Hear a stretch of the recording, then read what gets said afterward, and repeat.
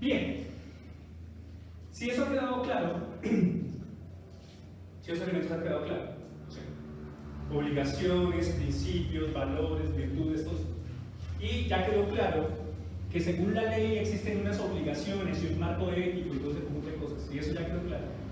Entonces me gustaría pasar ahora a proponerles unos, voy a llamarlos así, núcleos de problematización. ¿Para qué? ¿Para qué? Para que inmediatamente, luego de esos núcleos, ustedes decidan qué problematización van a plantear. Disculpen si soy encargado del doctorado como director. Entonces, ojo. Lo que aparece aquí no es la problematización, es un núcleo, en un aspecto amplio. Recuerden que la problematización se formula primero desde un contexto específico.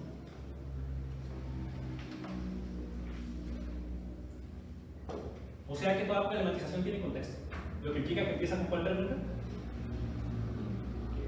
La pregunta ¿qué? Gracias. Es la pregunta de los conceptos, los contextos y los diagnósticos. Bien. Es específica. Ninguna problematización es una pregunta amplia, como por ejemplo, ¿qué es la ética? No. Toda problematización empieza con la pregunta ¿cómo?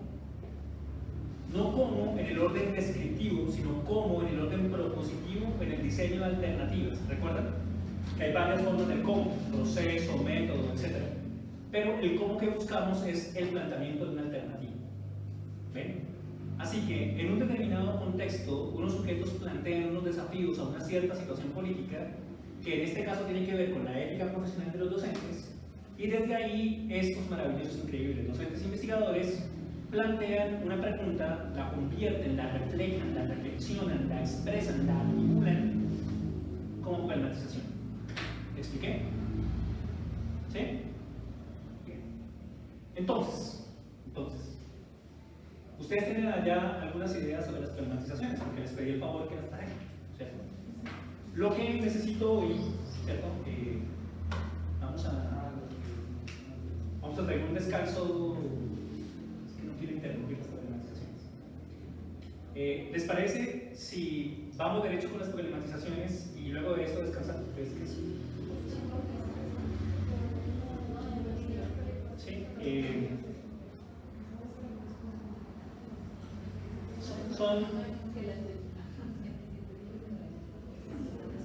¿Les parece si a las 6:30 descansamos un rato y luego cerramos?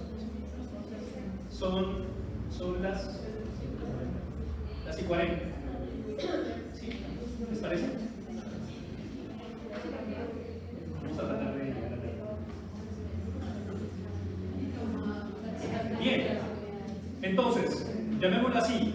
Núcleos de problematización, puedo decirlo de algún modo, pero básicamente se trata de que averigüen si la problematización que les interesa está conectada con esto o no, para averiguar cómo funcionaría en relación con las exposiciones. ¿Bien?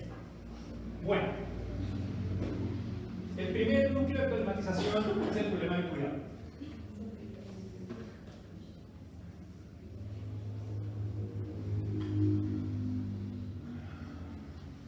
Hay muchas teorías sobre la cuestión del cuidado. Hay muchas teorías éticas sobre la cuestión del cuidado. El cuidado es un problema fundamental para la ética, pero también para la pedagogía, etc. Así que, dentro de los millones de posiciones teóricas que hay, incluyendo esa que dice principio fundamental, no harás daño, gracias por guardarse eso en su memoria, ¿no? Ustedes mismos y para exigirse a los demás, gracias, ¿no? Especialmente a los que cuidan. Hay varias formas de cuidado. El primero de ellos es el cuidado de sí mismo.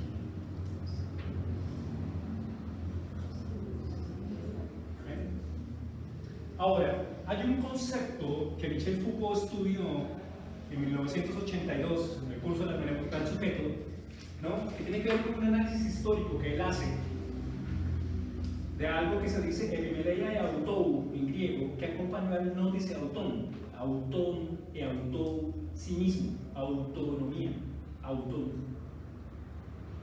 Porque Grecia clásica parecía, según la historia inicial, privilegiar el conócete a ti mismo, ¿no? ¿Recuerdan el oráculo de Delfos, ¿no? En griego se dice notice auton, conócete a ti mismo. Notice auton. En latín se dice noce te ipsum. Noce te ipsum. Conócete a ti mismo. Recuerden que era parte del frontispicio del oráculo de Delfos. Es una de las precauciones éticas que hay que tener cuando yo diga el oráculo. Ahora bien, se había dicho inicialmente que el verdadero problema de la filosofía griega era ese: conócete a ti mismo. Pero Foucault se da cuenta que muchos documentos históricos probaban que ese notice auton se acompañaba de una epimeneia de auto, que él tradujo como un cuidado de sí, ¿no? Un problema del cuidado de sí mismo. Lo que quiere decir es que hay una noción técnica de cuidado de sí en Foucault. Eso porque si están interesados en estas cuestiones van a tener que ir a revisar la bibliografía. Ahora, el cuidado de sí para Michel Foucault es un problema de la historia griega. ¿Me expliqué? Porque van a encontrar allá, o sea, si se interesan en esto, van a encontrar allá cuidado de sí. Michel Foucault, entonces Foucault les va a decir, los griegos hacían tal cosa.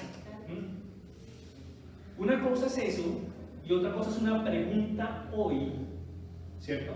Que tiene que ver con el cuidado del cuidador.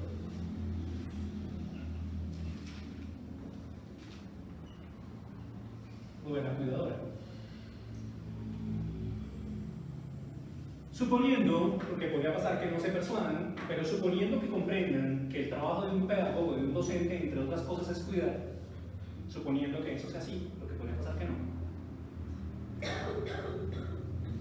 Hay una pregunta que tiene que ver no únicamente con el cuidado de los otros, sino el cuidado de uno, ojo, no en tanto que persona, sino el cuidado de uno en tanto que uno cuida a otros, el cuidado del cuidador. El doctorado en estudios sociales y otras instituciones aquí han hecho investigaciones acerca de eso, ¿no? Nosotros publicamos varias que tienen que ver con maestros, pero hicimos una muy interesante con madres comunitarias, ¿no? Con el bienestar familiar. Fuimos a preguntarle a las madres comunitarias cómo se cuidaban ellas. ¿Se imaginan las respuestas? Cuidarme yo. Porque hay un asunto muy especial de lo femenino aquí. Cuidarme yo, pero es que mi tarea es cuidar a los niños, yo no. Como si el sacrificio de sí misma fuera condición fundamental para el cuidado de ellos. Es un asunto muy femenino. La alcaldía de Bogotá está completamente lanzada sobre unas estrategias que tienen que ver con el sistema integral de cuidado, especialmente después de la pandemia. Y recuerden que en la pandemia la relación cuidado, autocuidado, cuidado de otros se convirtió en un asunto obsesivo. Pero aquí no se trata de nada de eso, se trata de la especificidad del maestro como aquel que cuida a otros. Fíjense que eso se conecta un poco con el principio de formarse a sí mismo para formar a otros, etc., ¿no? Pero hay una problematización fundamental. ¿Cómo se cuida un maestro? ¿O cómo debería cuidarse? Todo está mal formulado. La problematización tiene que ser mucho más clara. En tanto, en cuanto dice el sí mismo, es misma que es un cuidador. ¿Ven? Habría que empezar con preguntas como qué principios, qué teorías, qué posiciones, ¿no? Preguntas qué, por qué, para qué, por qué. Tengo algún problema con eso. Si yo tengo por tarea cuidar, porque podría pasar que alguien diga que no, pues yo soy profesor, pero yo no voy a cuidar a nadie. Suponiendo que eso fuera así, habría un problema fundamental que tiene que ver con el cuidado de sí mismo, con el cuidado del cuidador, con el cuidado de la cuidadora. Fíjense que hay un gran núcleo de problematización. ¿Ven? Ahí se pueden plantear un conjunto de problematizaciones. Por ejemplo, los que tienen que ver con las cuestiones de género, ¿no? ¿Cómo cuida una mujer? ¿Cómo cuida un hombre? ¿Sí? Ahora, en este momento la alcaldía de Bogotá está haciendo esfuerzos tremendos para que, comillas, los hombres aprendan a cuidar. ¿No? No es que eso siempre ha sido una atribución femenina, eso es falso. ¿No? Eso no es un asunto que le compete específicamente al género. Pero hay una historia que muestra por qué razones las mujeres se quedaron cuidando mientras los hombres hacían la guerra. ¿No? Bien. Lo que sí es cierto es que es posible un montón de preguntas sobre eso. ¿Ven? Respecto de cómo se cuida a alguien que se supone que cuida a otros. Bien, ese cuidado de sí mismo, por supuesto, implica un gran desafío histórico que tiene que ver con el cuidado de los otros. ¿No? Mismo Foucault analizará eso en la cuestión del cristianismo. Un cierto privilegio en el que el problema no es únicamente el conócete a ti mismo y se olvidó un poco el cuida de ti, luego vino el cristianismo para decir que lo que hay que cuidar es a los otros. ¿Ven? La relación con el cuidado de los otros, la relación cuidado de sí mismo, cuidado de los otros. ¿Ven? Dentro de los principios que nosotros propusimos para esa investigación de las madres comunitarias, insistimos, y no es únicamente con ellas, es para todo cuidador, que el primer deber del cuidador es cuidarse a sí mismo para poder después cuidar de otros. Entonces, una cosa es cuidarse de sí mismo, cuidarse a sí mismo, y otra cosa es cuidar de sí para cuidar de otros. Fíjense que eso es una especialidad del principio formarse a sí mismo para formar a otros. Habría una problematización distinta. Una cosa es que yo me pregunte cómo podría construir un conjunto de principios que permitan el cuidado propio. Ahí les tengo una problematización. Y otra cosa es cómo podría el principio de cuidado X servir como soporte para el cuidado de los otros Y. ¿La pillaron? Así que vamos por eso. En pedagogía infantil, en la licenciatura de pedagogía infantil, eso está muy claro. Esto que acabo de decir. En primer lugar, el 98% de las estudiantes de pedagogía infantil son mujeres. ¿No? Yo hice ya una lectiva de feminismo ya hace algún tiempo. Y en segundo lugar, ¿no? Esa relación con los niños termina siendo fundamental porque la mayoría de ustedes no quiere ser profesor de niños. Cuidar niños, yo a estas alturas del partido no puedo con mis hermanos. Es difícil, pero pues usted dice no, pues yo soy profesor de licenciatura en educación básica, eso incluye básica primaria, no lo olviden, pero pues las personas no quieren hacer eso. Cuidar niños es una mamera, eso es difícil, sí, es muy difícil, y es en esa educación inicial donde todo empieza, ¿no? Es fundamental poder ir hasta allá, etc. Pero, así que el cuidado de sí, el cuidado de los otros. Pero en nuestros días la cosa se pone más compleja, porque no es únicamente el cuidado de sí y el cuidado de los otros. Está el cuidado de la vida.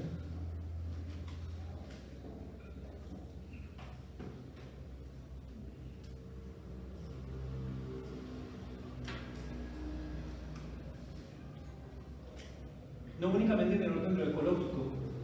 Piensen que lo que está pasando, hemos dicho muchas veces en muchos lugares, que lo que está pasando en Colombia con la masacre sistemática con líderes sociales es que se está matando precisamente a los que cuidan.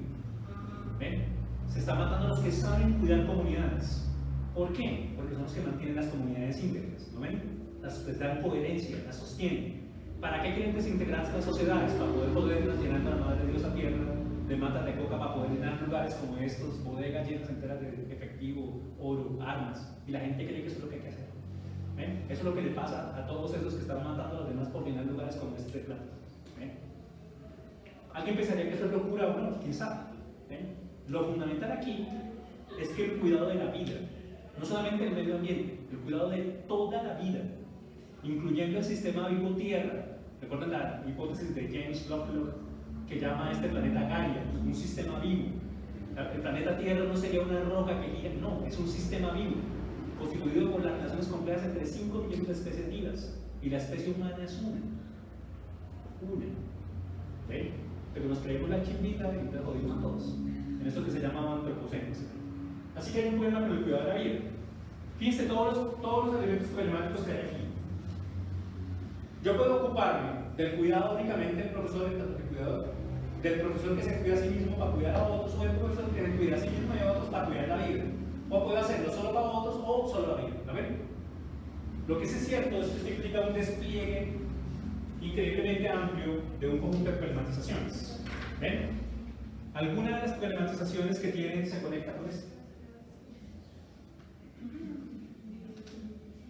¿Sí? ¿De las que tienen ahí? ¿Sí? Bien, tranquilos, solamente para que lo identifiquen. ¿Sí? Bien. Pero es fundamental. Bien. Algunas referencias teóricas que pueden servirles. ¿Sí?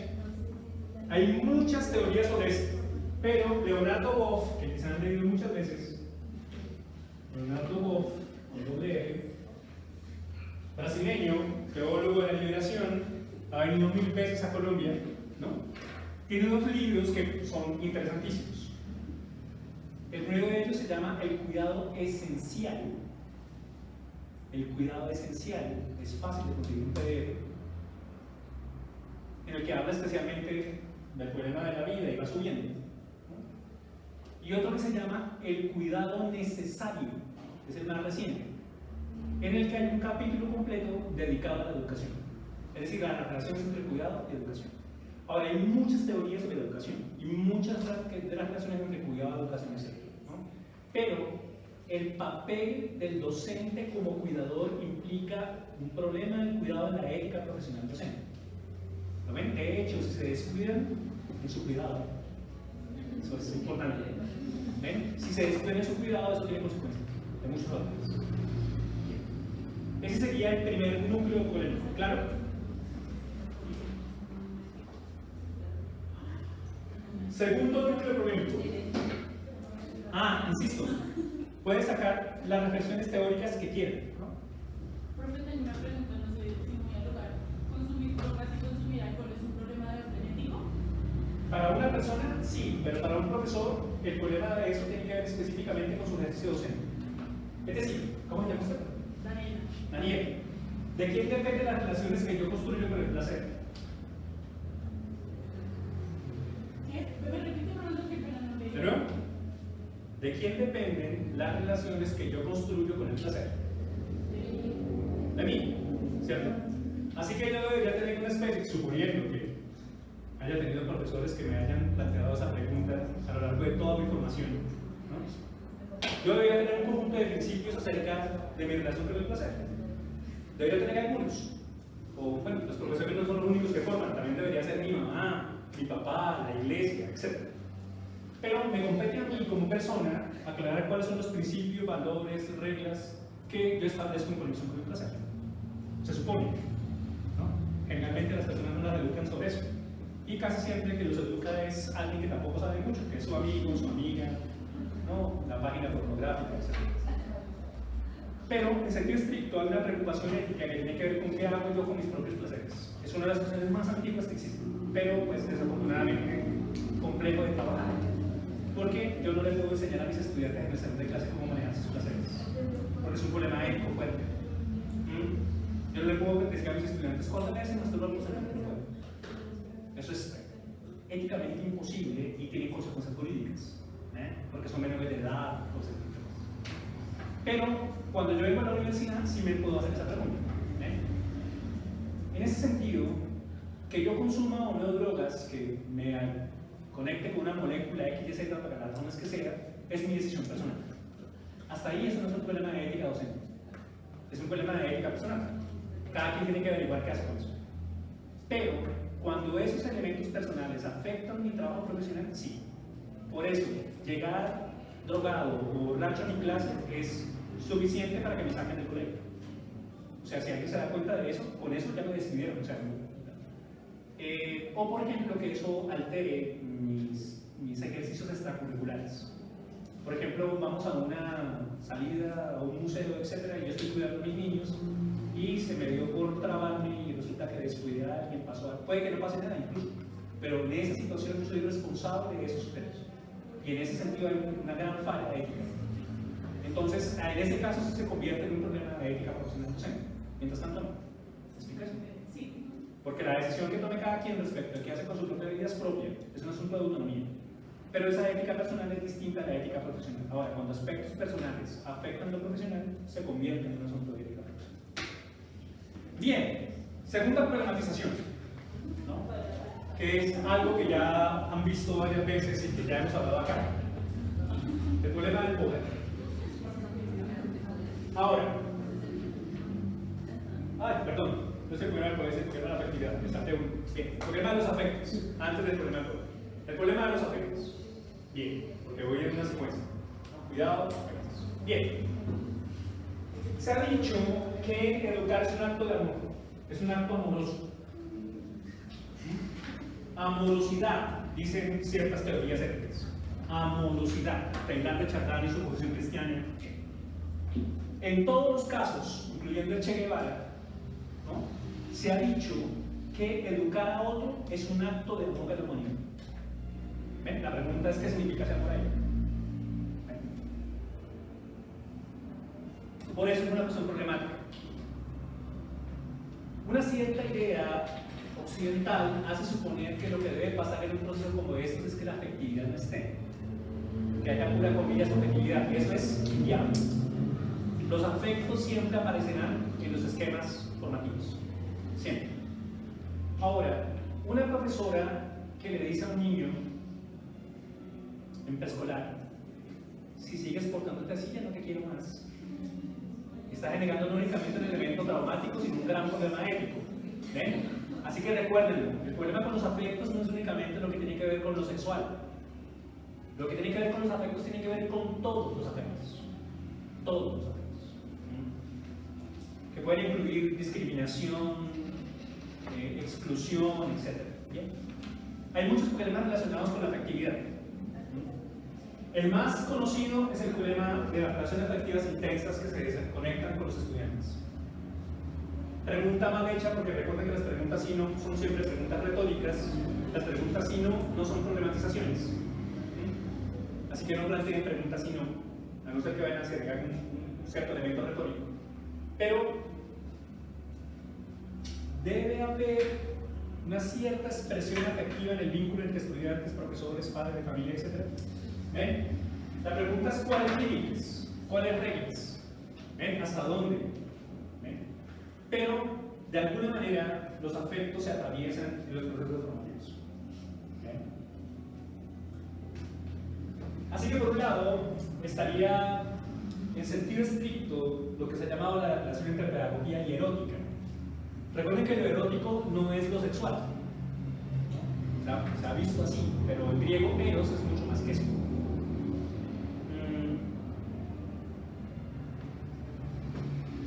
Incluso algunas posiciones pedagógicas, especialmente derivadas de posiciones religiosas fuertes, insisten en que si el maestro de maestros es Jesús, es decir, si hay un paradigma de qué es ser un maestro, es justamente Jesús, ¿no? Y ese mismo maestro es el que dice con 15, ¿no? Ámense los unos a los otros como yo los he amado, no hay amor más grande que aquel que da la vida por sus amigos. Los maestros derivados de estas posiciones tienen una cierta disposición incluso a la donación de sí mismos, al sacrificio, al donarse completamente. Eso es complicado. Es complicado. Fíjense que no se trata únicamente de la erótica derivada de si el estudiante me gusta o no, si yo le gusta a este. No. Se trata de un problema de cuáles afectos sí, cuáles afectos no y por qué. ¿Ven? Ya les he dicho que la teoría psicoanalítica, Freud y otros, dejó claro en la noción de transferencia que uno se enamora de sus cuidadores, porque el primer amor que uno tiene es el amor por sus padres, que son los primeros cuidadores, y así. En la cuestión de la transferencia, los psicoanalistas la inventaron para reconocer que en terapia, ¿no? Cuando yo estoy lidiando la terapia, aquel que lleva la terapia se va a enamorar del terapeuta, y por eso hay que tener unas precauciones éticas frente a eso. ¿Ven? Y mostrarle que eso es una ilusión, que eso es derivado. Ahora, más allá de esas cosas, la pregunta es: ¿cuáles afectos? No manipularás, ¿no? Ahí dice, no manipule a otros, etc., pero puede que alguien adopte una posición de manipulación afectiva sobre sus estudiantes o sobre sus compañeros de trabajo. Así que hay un problema con la afectividad. No únicamente en el orden de lo amoroso, sino también de otros afectos, que pueden ser complicados, que pueden derivar en discriminación, en exclusión, en no reconocimiento. ¿Ven? Así que hay una cuestión compleja con la afectividad ahí. Por ejemplo, un valor como la solidaridad, que es un valor, tiene manifestaciones afectivas. Al fin y al cabo, una revolucionaria no lo es únicamente porque declare que está en contra de un sistema. Lo es porque es capaz de vincularse afectivamente con una causa. ¿Ven? Puede ser de un lado o del otro, pero quien dice de sí mismo que está organizado respecto a una posición política está vinculado afectivamente a eso. ¿Ven? Cuando alguien habla de su compromiso vital, que hablaremos de eso, pero su compromiso como docente no puede hablar de eso sin hablar de los afectos. ¿Ven? Así que tenemos unas cuestiones problemáticas. Claro. La problematización más común tiene que ver con eso, de cuáles son los límites o cómo se construye un conjunto de límites que permitan mediar afectivamente la relación estudiantes-profesores, etc. padres de familia, comunidad educativa, pero es fundamental esta cuestión del afecto. Nadie resuelve un problema que no le interesa. Nadie educa a otros. Bueno, Freud dice que es imposible educar a alguien, pero nadie educa a otros sin moverlos afectivamente a que tengan cierto interés. Desde la cuestión platónica, que es la primera conexión entre pedagogía y erótica, ¿no? Alcibíades en el banquete de Platón, han leído muchas veces eso, ¿no? Alcibíades nombra a Sócrates, miradlo, ¿no? Ahí tan tranquilo, el hombre más bello de todos, ¿no? De hecho el hombre más bello de todos era Alcibíades, Sócrates era feísimo, ¿no? Eso dice, ¿no? Pero Alcibíades es el hombre más bello de Atenas, es codiciado por todos, pero cuando él se ofrece a su maestro, a Sócrates, cuando intenta seducirlo, pues su maestro luce inmune a esas cosas, completamente inmune. A Sócrates no le interesa eso, y el discípulo se siente, ya no existen maestros y discípulos, recuerden, hay profesores y estudiantes, ya no existe eso, pero el discípulo se siente, yo quiero que mi maestro me ame. Hay competencias internas en los salones de clase entre los niños por averiguar cómo se recibe el reconocimiento de los profesores, si le pone carita feliz o no le pone carita feliz, si le puso 5 o no. En escuelas postdoctorales hay gente que le lambe al súper intelectual para ver si lo reconoce, y así, ¿ven? Así que hay un tremendo problema afectivo en las cuestiones relacionadas con la docencia. ¿Cómo afecta eso a la ética profesional? Es un asunto que habría que considerar, ¿ven? Pero no únicamente del orden amoroso, hay muchos más afectos, ¿no? Yo quería, pero no tenemos tiempo para eso, yo quería revisar con ustedes la ética de Spinoza, pero estos tiempos de mensaje no tenemos tiempo para eso. Pero si están interesados, deberían conseguir la ética demostrada según el orden geométrico de Spinoza, ¿no? Que es la gran teoría ética demostrada según el orden geométrico, ¿no? Es una de las grandes teorías éticas como la de Aristóteles, por ejemplo, ¿no? Especialmente el libro 4 y el libro 5. El libro 4 define todos los afectos. Entonces Spinoza define los afectos. Eso es amor, esto es odio, es muy interesante la definición que Spinoza trae. Y si no pueden hacerlo, por las razones que sean, leer la introducción al maravilloso libro 5 de la ética, ¿no? La gran expresión de la filosofía de Spinoza, que es el filósofo. Bien, así que hay muchos afectos aquí, una lista de afectos ahí, pero habrá que considerar como este problema. ¿Se murió? ¿Todavía sigue grabando?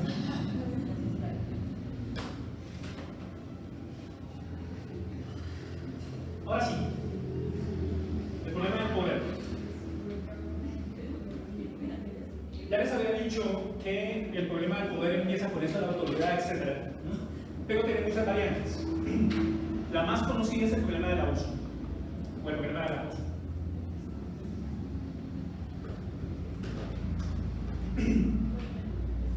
Ahora bien, se necesita una teoría sobre el poder para poder entender esto, así que si están interesados en esto, deberían tener acceso a una cierta teoría del poder. Ya les dije que Foucault quiere en el sujeto y el poder, ¿no? Ah, por cierto, ¿no? En la anterior, en la cuestión de la afectividad, hay muchas teorías sobre eso, aparte de Spinoza. Pero a mí me parece interesante, ¿cómo es que se llama este texto de Nussbaum?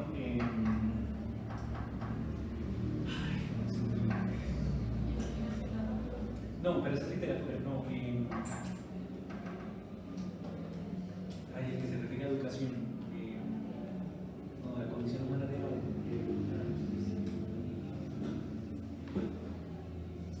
no voy a acordar.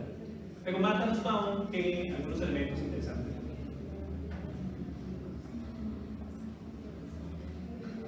El desarrollo de la humanidad. No, se llama. El cultivo de la humanidad. El cultivo de la humanidad de Martha Nussbaum puede ayudar a eso. Bien, entonces el problema del poder. Yo supongo que han leído muchas veces El sujeto y el poder de Foucault, se lo recomiendo, ¿no? Para ocuparse de estas cuestiones, pero lo primero que le dice Foucault ahí es que no confundan poder con autoridad, ni confundan poder con violencia. ¿Ven? Para Foucault, el poder es siempre un conjunto de relaciones.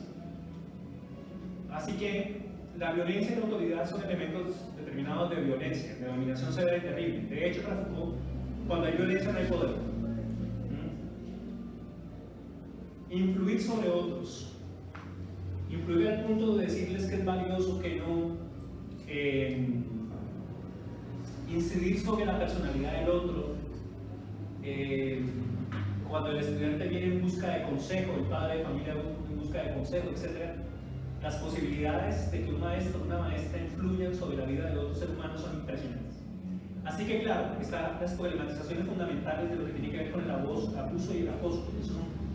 Son problematizaciones muy serias que también pueden trabajar. Pero el poder no es únicamente el asunto derivado de él, también tiene que ver con la influencia sobre la vida del otro, sobre los límites de la acción del maestro sobre la vida del otro. También tiene que ver con la formación política, es decir, la formación de ciudadanos, es decir, hasta qué punto el maestro influye en la formación de la autonomía del otro. También tendría que ver con la construcción de las reglas éticas que el estudiante debería construir para su propia vida. Es decir, el problema de la formación de formadores, formarse para formar, que el otro pueda formarse a sí mismo, es la verdadera finalidad de la educación. Pero la mayoría de personas se quedan con la primera parte, ¿no? Formarse para formar, entonces se imagina algo así como el Salmo 16, ¿no? En la que el salmista dice: dame, Señor, forma como una arcilla de barro, ¿no? Entonces alguien supone que el maestro debería hacer eso, ¿no? Complejo de Pigmalión se llama eso en psicología, ¿no? Tomar esos cuerpos dóciles y útiles, esas mentes tontas que, a diferencia del profesor que está al frente, que al menos ha leído 2 páginas de Marx, nosotros no, al menos eso. Pues su profesor de la universidad supuestamente lo había leído en alemán, pero pues a mí me toca 2 o 3 páginas, ¿cierto? Pero al menos una paginita, ¿cierto? Entonces, ¿por qué no será que yo debería aprovecharme esa ventaja sobre nosotros? ¿Ven? Es un asunto complejísimo, que implica la claridad de qué relaciones voy a establecer yo con los demás respecto a mi propia posición de maestro. Por eso está prohibido hacer proselitismo político. Eso no significa que no pueda hacer otra cosa, ¿no? Mi trabajo, por cierto, ¿no? Pero digamos que es un asunto complicadísimo, eso de establecer relaciones de poder sobre otros, ¿no? Así que el poder no es únicamente autoridad, el poder no es únicamente violencia. La pregunta por lo que implica establecer relaciones de poder sobre los estudiantes, sobre el contexto.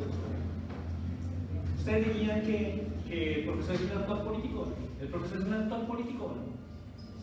Bien, por ejemplo, ¿no? Ya no es únicamente un ciudadano que forma ciudadanos, también es un actor político, ¿no?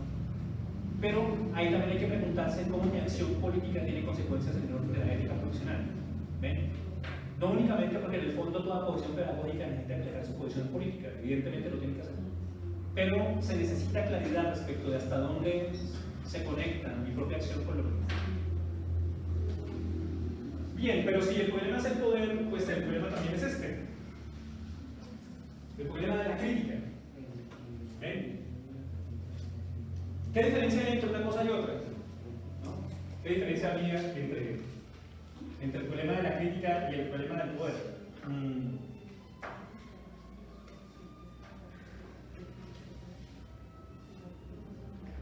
Ya les dije que la Ley General de Educación exige que formemos ciudadanos críticos autónomos, ¿no? Y que, como en la última sesión ya estaban todos muy cansadas, se querían ir, pero la última parte donde se refería a la crítica, lo recuerdan, ¿no? Y al uso del problema del pensamiento crítico por parte del Banco Mundial como elemento para formar profesores hoy en América Latina y su conexión con la calidad de vida, las consecuencias económicas de eso.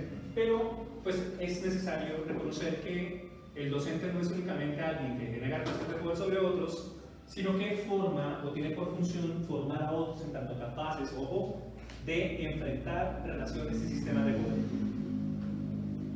Es decir, yo no tengo a los estudiantes únicamente para que se sienten, obedezcan y escriban ahí cosas, aunque la gente cree que eso es lo lindo de ser profesor, que todo el mundo lo obedezca a uno, sino que debo formarlos para que sean capaces de criticar la sociedad en la que están ubicados, incluyendo su propia trabajo de aula.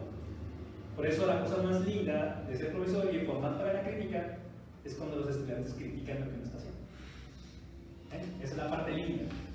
Pero hay gente que cree que eso no debe pasar. No, al contrario. ¿no? El indicador preciso de que la gente está haciendo el trabajo es porque viene crítica de la misma crítica.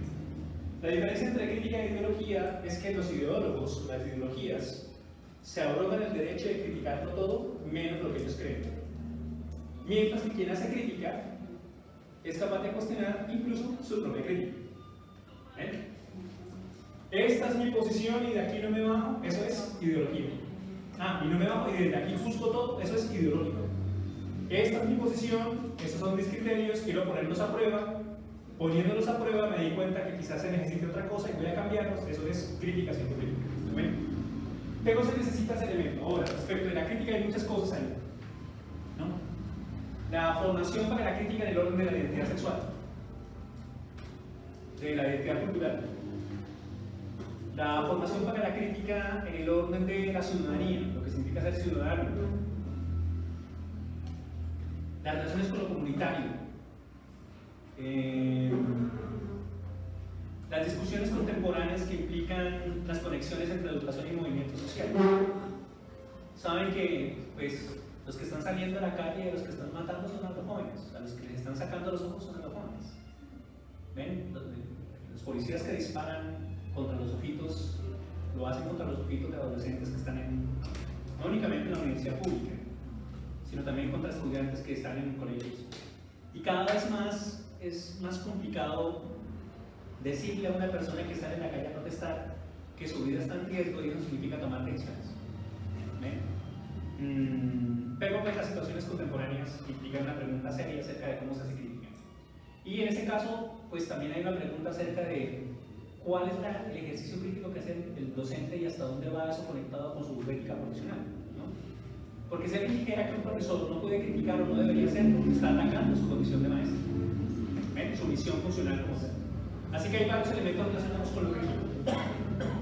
No únicamente la tarea de formar críticamente a otros, sino la propia función crítica del profesor. Bien, otro núcleo polémico. Compromiso.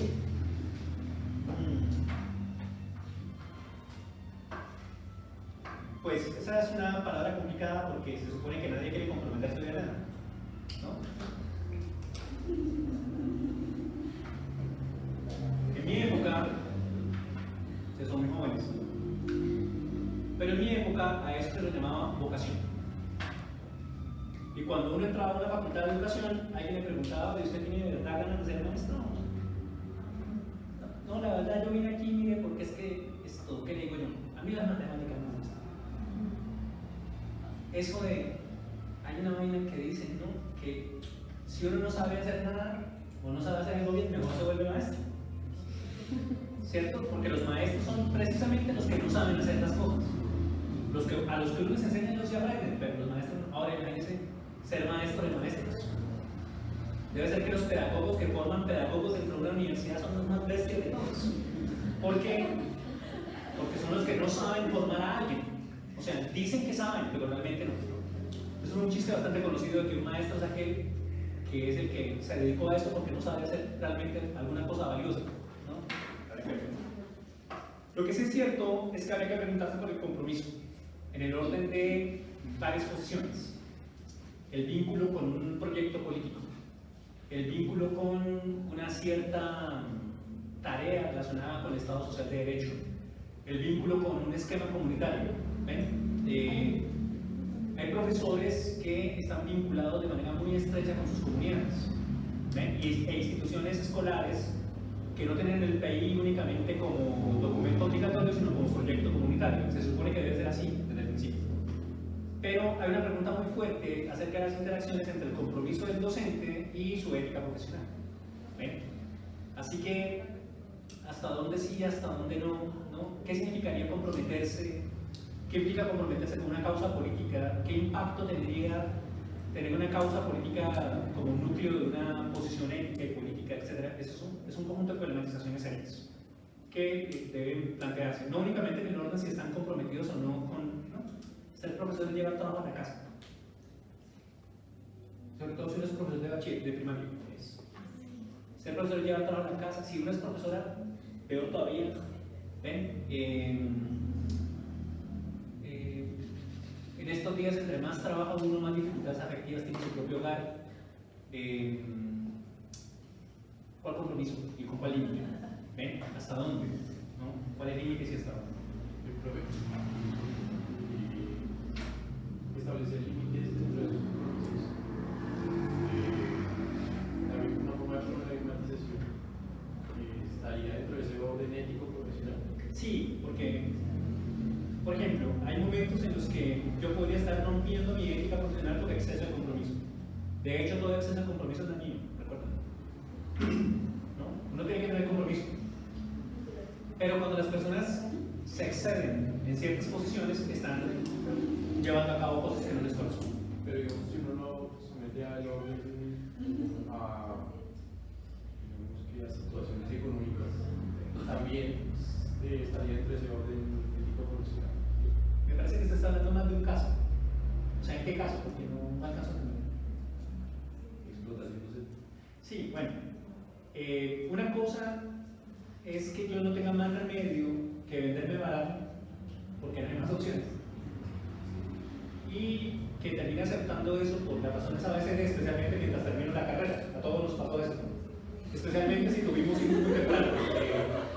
No le he preguntado a nadie aquí porque quizá no sea relevante preguntarlo, pero los profesores que están terminando carrera, que tienen hijos, las mujeres, los señores que tienen hijos, son personas que empiezan a trabajar muy temprano y a las que les pagan muy mal por eso.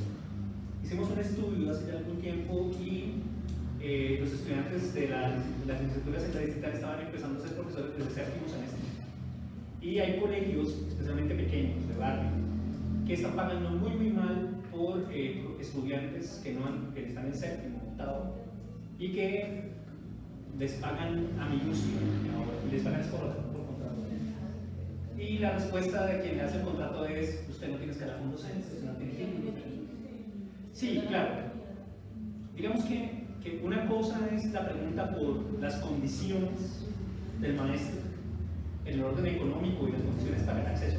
Y otra cosa es a qué se compromete un docente cuando juega el juego de ser docente. Digamos que es, claro, hay una pregunta que yo debo hacerme como humano respecto de si voy a tomar mi desempeño profesional así. Pero una de las respuestas que me van a dar es que yo ni siquiera soy profesional. Y si ni siquiera soy profesional, entonces ¿por qué estoy peleando por elementos ABCD? Pero es muy común, ¿no? O personas que viven solas, por ejemplo, estudiantes que vienen de provincia y encuentran en la conexión con ciertos modos de docencia maneras de sobrevivir. Ahora, ustedes solamente lo ven aquí en lengua castellana, pero pregúntenle a sus compañeros de inglés o a sus compañeros de pedagogía infantil, ¿no? La maneja con una tremenda explotación y a la que uno termina saliendo a un mercado laboral salvaje porque no hay más opción. Pero eso es sociología. Eso ya es sociología del quehacer profesional, eso ya no sé. Bien, sigamos porque me comprometía que íbamos a terminar hablando de compromiso. Bien, subjetividad. Bien, subjetividad. Aquí es interesante esto. Recuerdan que planteábamos el aforismo hinchiano de llega a ser el que eres, ¿no? Estaban dormidos en ese momento. Llega a ser el que eres. El problema del devenir. ¿Cuál maestro va a devenir usted? ¿Cuál maestra va a devenir usted? El problema de la subjetividad ética aquí tiene que ver con cuál estilo de existencia tendría que ver con ser maestro. Un poco lo que aparece en los principios, ¿no? Formarse para formar, etc. Pero implica que yo tengo que hacer una pregunta muy seria respecto de si ser maestro, profesionalmente hablando, es únicamente una, ¿cómo decirlo eso? Una ocupación, o si ser maestro es un estilo de vida, un estilo de existencia.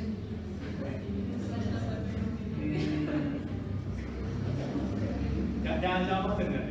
Yo sé que estamos todos muy cansados, yo también estoy muy cansado.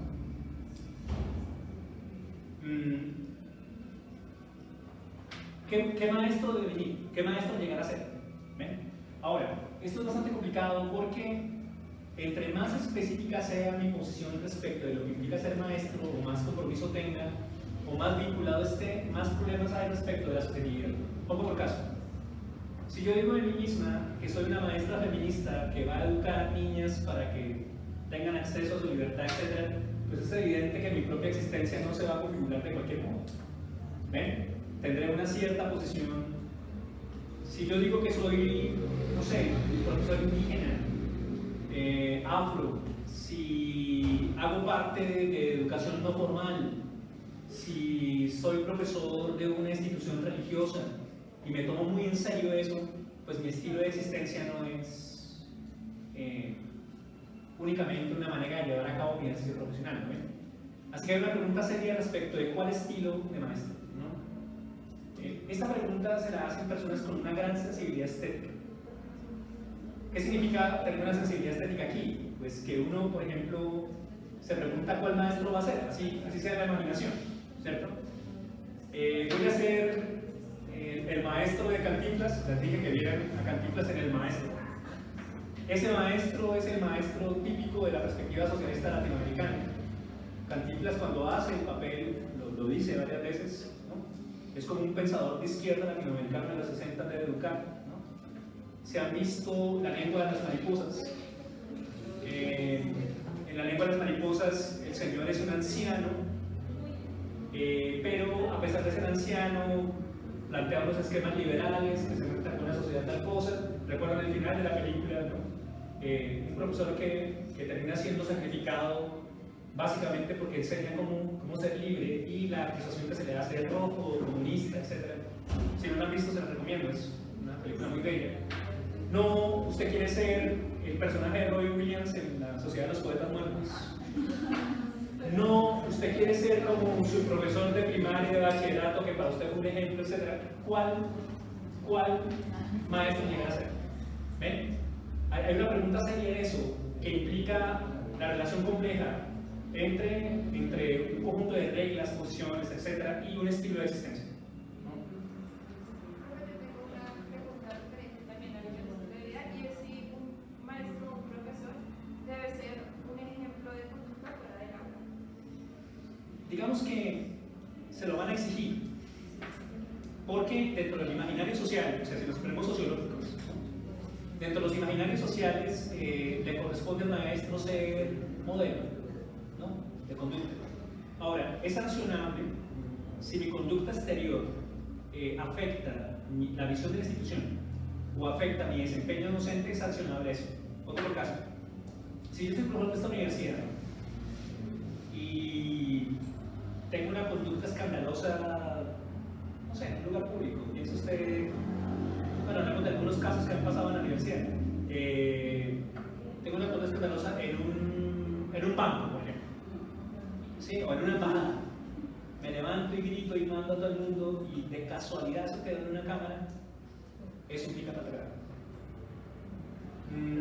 Así que, de las cuestiones de las obligaciones derivadas del imaginario, ¿sí?, no todas las obligaciones son jurídicas, ni todas las obligaciones, pero hay obligaciones derivadas del imaginario.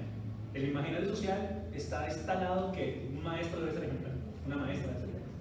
Pero digamos que eso ya nos tocaría un poco como mi vida privada. Sí, hay un límite. Hay un límite. Mi vida es privada, entonces en mi vida privada nadie puede meterse con eso. Pero si hay una manifestación pública en mi vida privada que afecte mi posición como maestro, sí. Sí, entonces, pero se trata de una manifestación pública, no de mi vida privada. ¿Sí? La otra cosa tiene que ver con esos elementos que afecten, pero la otra tiene que ver con no es únicamente una cuestión de imaginario, sino también una cuestión de estrategia. En la sabiduría práctica, ¿sí?, hay que ser muy prudente respecto de mi conducta pública cuando yo soy maestro. Ahora, yo tengo derecho, por ejemplo, yo estoy en un bar, como mis compañeros de trabajo. Yo tengo derecho a pasarla bien, a gozarla, etc. Pero si, por ejemplo, dentro de ese ejercicio aparece un complejo problema erótico, la gente se desencadenó y eso terminó mal, o termina eso en una pelea, y de pura casualidad hay padres de familia cerca, eso es un problema muy serio, que puede implicar elementos derivados de consecuencias disciplinarias o contractuales. Así que hay que ser muy prudente. Hay que ser muy prudente con eso. Ahora, eso es otra pregunta respecto de lo que usted dice. Oye, yo de verdad tengo que ser un ejemplo para alguien, a mí me aburre eso. Entonces, por ejemplo, aquí en este caso, Hay personas que creen que sí y hay otras personas que creen que no. Es una problematización interesante de revisar. Profe, estamos debatiendo con mi compañera precisamente, esa es la problematización. Y es que hay un caso de una docente que en su espacio privado ella es cosplayer y escritora. Y a partir de eso, pues, tomaron acciones que necesitaban finalidad y eso. Entonces ahí, digamos, ¿cuál sería como el límite entre su vida profesional? Tuve el placer de dirigir una investigación de una maestra cosplayer, la maestra de investigación social interdisciplinaria, bellísima, específicamente sobre el problema de la configuración del cuerpo femenino en un cosplay. Una cosa muy interesante. Eso está disponible en los repositorios. Ella, por ejemplo, tiene muy separada una cuestión de honor. Entonces, nunca hace cosplay en mi colegio. Nunca. Tampoco invita a los estudiantes a eventos cosplay. Nunca. De alguna manera segregó el ejercicio del cosplay de su condición laboral. Ahora, ella tiene, por ejemplo, recuerden que el uso de redes sociales terminó siendo por estos días también un problema de ética profesional, ¿no? Es muy prudente con la cuestión de las fotografías que pone redes sociales y eso, porque ustedes saben que hay una tremenda carga lógica sobre la mujer cosplay, sobre todo sobre la mujer cosplay. ¿No? Por eso hicimos la investigación sobre el cuerpo femenino en ellos. ¿Por qué? Porque sí puede pasar, especialmente en instituciones privadas. En lo público, a ver, eso se podría pelear. Pero en instituciones privadas sí puede pasar que por discreción de las posiciones de la institución alguien termine saliendo. En las privadas es muy común. Pero en lo público habría posibilidad de establecer un debate acerca de mis derechos, etc. Sí, porque digamos también, le contaba Diana que también había una noticia de una profe, de hecho de una universidad en Barranquilla, que también la despidieron pues, por subir fotos de traje de baño, pero esa universidad es privada. ¿sí? Sí, la Universidad del Norte es privada, no es una universidad privada. Pero digamos ahí también, o sea, es como su Instagram. Sí, pero cuando yo firmo un contrato, y dentro del contrato, las cláusulas del contrato, hay algún elemento que yo haya señalado acerca de mi imagen pública, etc., ya perdí. Otra cosa es lo que le pasó a Luciana Caraya, fue un caso de la Javeriana. Luciana fue profesora del doctorado en estudios sociales aquí en la distrital. A Luciana la despidieron de la Javeriana por sus posiciones políticas, por apoyar públicamente a Petro, etc. Es un evento bastante conocido y todavía eso no se resolvió, eso todavía sigue siendo una pelea, etc. Se dijo que sí, se dijo que no, fue complicadísimo. Ya ni siquiera es un problema de orden de la actividad personal de ella, que ni siquiera era personal, sino un asunto de su posición política. Y se señala eso. Otro pasó con Carolina Sanín en los Andes, o sea, hay casos. Pero esos elementos son más de instituciones universitarias. Bien, tenemos que terminar. El caso de que yo fui víctima, es en una institución privada pública. Fui víctima de mi exnovio que publicó videos privados míos, fotografías privadas mías. Por X o Y motivo le llegaron a los padres de familia, estudiantes y demás directivos. En la cuestión jurídica como tal, mientras yo pruebe que eso fue un asunto que no tuvo que ver conmigo y que no fue voluntario, lo difícil es pasar por el proceso de probar eso, ¿no? Pero en el debido proceso, porque es un principio fundamental de la jurisprudencia en Colombia, el debido proceso, mientras yo pueda probar eso en el debido proceso, puede pasar que se disponga la Procuraduría, si soy empleado público, a suspenderme por eso mientras se resuelve la cosa. Pero eso es un caso, recuerden, eso no es una problematización, eso es un caso. Bien, terminemos entonces el problema del estilo, ¿no? ¿Cuál docente ser? Ahora, reconocerán que una cosa es ser un cucho como yo, que ha tenido tiempo de preguntarse cuál estilo y por qué, y ha experimentado cosas y las ha puesto a prueba, y algunas han funcionado y otras no, y entonces ahora dice sí, bueno, otra cosa. Y otra cosa es ser extremadamente jóvenes como ustedes y todavía no atreverse a la pregunta del estilo. ¿Cierto? Habría que preguntar, pero uno sí puede ir pensando un poco sobre cuál docente debe ir, por qué razones, ¿no? Ver los elementos ejemplares, representaciones en el imaginario de lo que significa ser maestro. Bien, el problema de la formación ética. ¿Qué significa eso? En la cuestión de la formación de formadores, como lo que está pasando aquí, ¿cierto? Aquí este formador está formando formadores, ¿cierto? O hace parte de sus procesos de formación también. Puede pasar que las problematizaciones de ética profesional no tengan que ver únicamente con el maestro como maestro, sino del maestro como maestro de maestros. ¿Sí lo expliqué? Sí. Para eso quiero proponerles que veamos la propuesta de proyecto educativo ¿cómo es? Proyecto educativo curricular, se me olvidó, de la licenciatura en Humanidades. ¿Sí? El PEP, exactamente. Porque la licenciatura en Humanidades tiene una cierta concepción de lo que significa formarlos ustedes como maestros. Quiero que analicemos eso críticamente. Y se puede hacer ese ejercicio. Bien, ahora, ojo.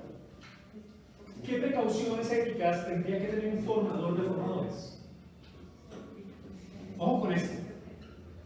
Porque el principio dice formarse para formar a otros, para que los otros puedan a su vez formarse a sí mismos. Eso es el principio completo, ¿cierto?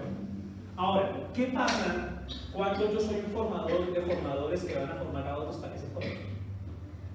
¿Ven? Ahora, yo supongo que no tengo que decirles que hay muchos problemas de orden ético o que pueden derivar problemas de orden ético en la formación de formadores.